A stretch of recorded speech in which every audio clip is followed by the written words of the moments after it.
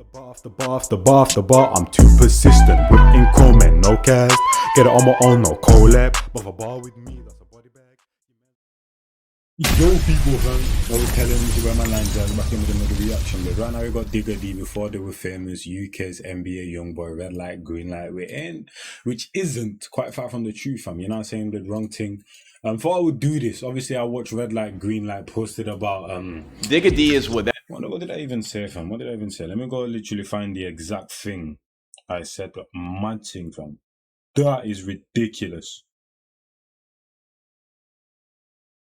Sorry, someone I went to school with literally just had like a photo shoot and said, fam, but this looks ridiculous, fam.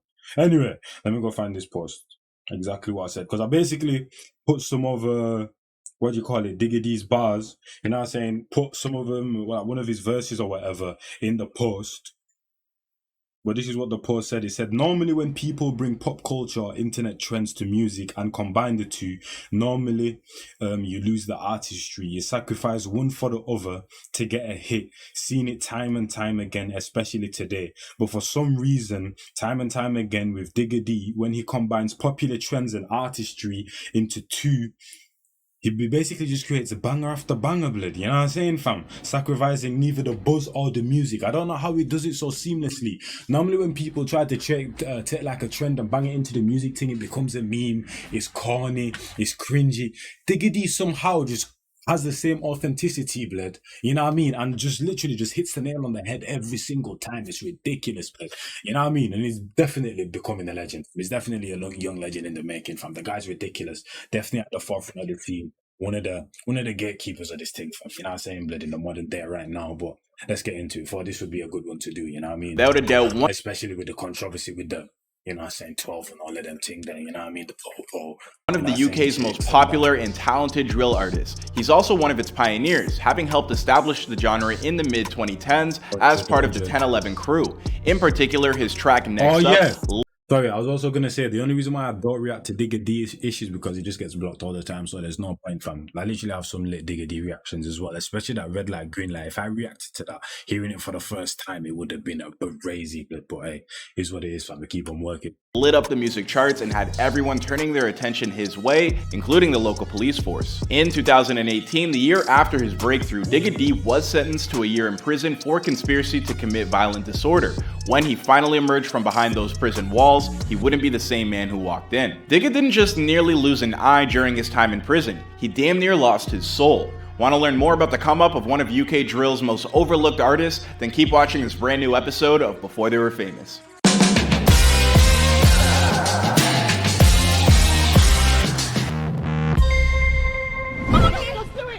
I'm laughing so hard. I had these bum this leg and see me in a new thing bum this leg. I'm sorry. Good job. Digga D was born Reese Herbert on June 29th, 2000 in West London. Herbert, mad thing, blood. You know what I'm saying?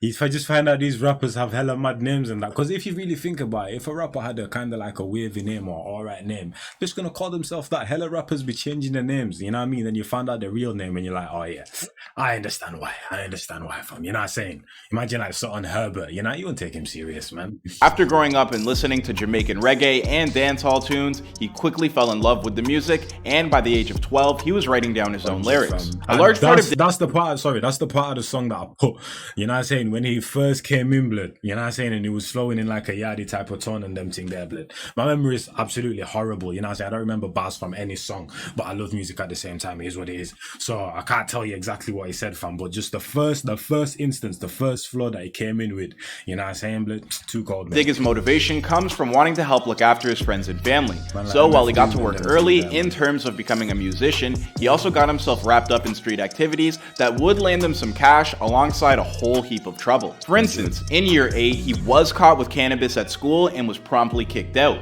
From that point forward, he had continued to have run-ins with the law, and his hustling on the street would prevent him from ever claiming his general certificate of secondary education. And I got arrested in school.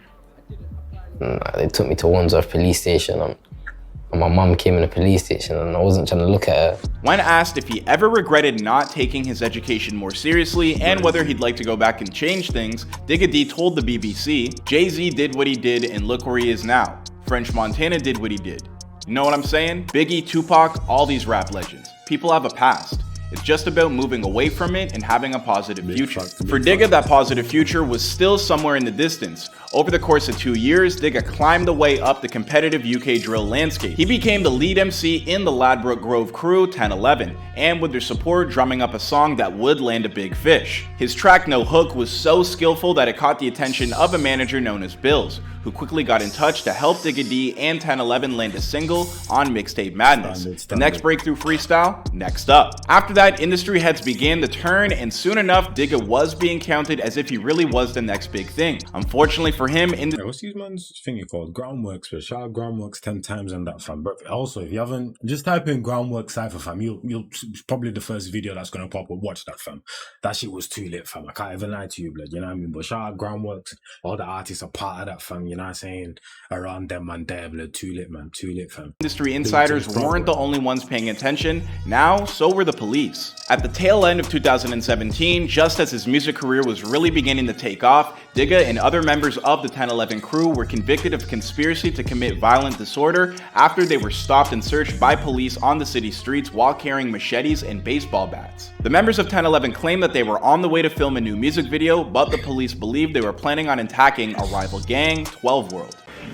Wait, out right now. Stream it, Rico back to Joe. Free the guys. I don't know why. Mad thing. During their subsequent court case, their own music videos were used against them as evidence of their intentions for violence, and the entire group was placed under extremely strict conditions of a criminal behavior order, basically giving the Metropolitan Police the right to censor any and all music they made for the next handful of years. After spending a brief period of time on the inside, Digga was released in 2018. But by the time his debut mixtape, Double Tap Diaries, would drop in May of 2019, he'd revealed that thanks to having broken the stringent conditions of his CBO, he was once again incarcerated. Despite the controversy surrounding the artist, or maybe perhaps because of it, Double Tap Diaries would go on the chart at the 11th spot on the UK official album charts, becoming the first drill project to reach those heights. But even though Digga was achieving a level of success that he never imagined possible, he couldn't enjoy a moment of it because things were not going well on the inside. During his year-long incarceration, he got into a violent altercation that would change his life completely, when he was attacked by another inmate who had fashioned a blade out of a tuna can and stabbed Digga in the face, rendering one of his eyes nearly blind. Soon after that, Digga began struggling with post-traumatic stress disorder, and by the time he emerged from prison in May of 2020, he wasn't the same man who had gone in. Oh my god, this is... That is ridiculous, blood. You see how long the nails are though, fam? God damn, blood. The pinky is as far... I used to do the pinky thing from time ago, blood. You know what I mean?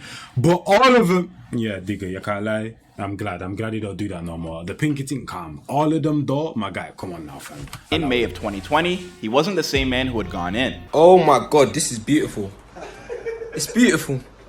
I'm emotional, guys. I'm emotional. It's lovely. Blue, brother.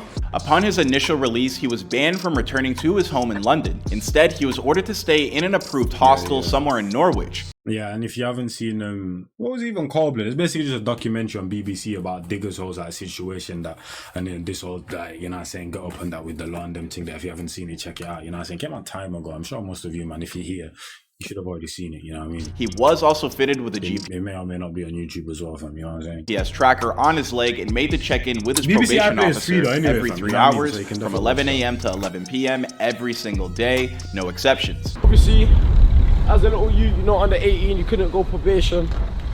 So when man used to go court and get sentenced to that wire rolls, youth referral orders, this is when man will go on it. On top of that, Digga would also have to contend with the CBO that regulates so much of his life and demands that his music, lyrics, and videos be run past police within 24 hours of being uploaded. The cops will then check the songs of any forbidden references to violence or crime. You know, those things that hip-hop artists never mention in their songs? It's crazy. Most people just think drill's violent. Half of it is violent, half of it's not. Like there's this is what we live in it, so we're doing what we live. Somewhat amazingly, the Metropolitan Police denied that this court order amounts to a form of censorship. One officer was quoted as saying, "When in this instance you see a particular genre of music being used specifically to goad, to incite, to provoke, to inflame, that can only lead to acts of very serious violence being committed. That's when it becomes a matter for the police. We're not in the business of killing anyone's fun. We're not in the business of killing anyone's artistic expression.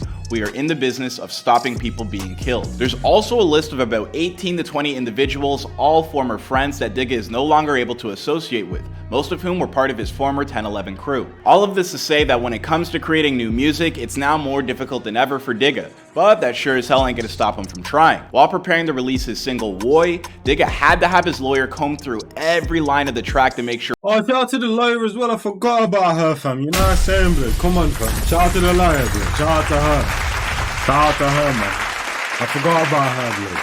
Melanie looking good as well, fam. You know what I'm saying? But yeah, shout out to her, fam. That she was doing, from what I saw anyway, from what I heard from Digga, she was doing very good by him. You know what I'm saying, blood? So shout out to her thing as well. To release his single Woy, Digga had to have his lawyer comb through every line of the track to make sure it was okay before it got to the cops. She wound up flagging this line: jump out, try to put him in a coffin. Digga then had to defend himself by explaining it was a reference not to death or violence, but a popular new dance move on TikTok. Come on, we all remember put him in a coffin? Y'all need to brush up on your meme history. At the very least, none of this censorship appears to have hampered Digga D's success. When Woy finally dropped in 2020, it was viewed over 19 million times and became one of the most impactful drill singles of that year. It also set the table for Digga to release his second mixtape, Made in the Pyrex, in February of 2021.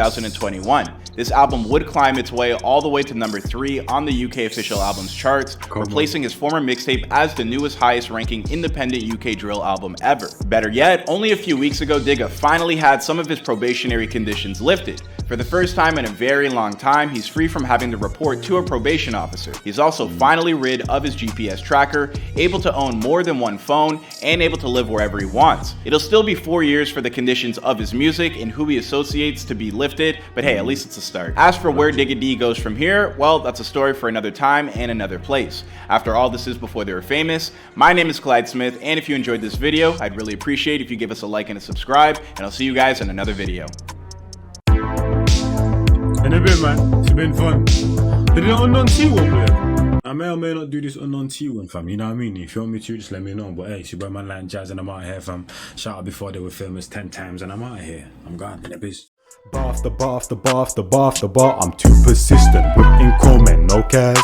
Get it on my own, no collab. But if a bar with me, that's a body bag. Your mans want smoke, then he leaves with a toe tag. Whole squad hit with a double mag Glock. Got left in the street and the body's getting chucked. Bullets with names and your shit's getting popped. Better be with me and the bag's getting cocked. Still gotta chase the bag, humble. Ain't gotta brag in a league on my own, and my stats getting flagged. Hit me for the feet, got verses in stats. Come through like the queen, gotta pay that tax. Premium sir.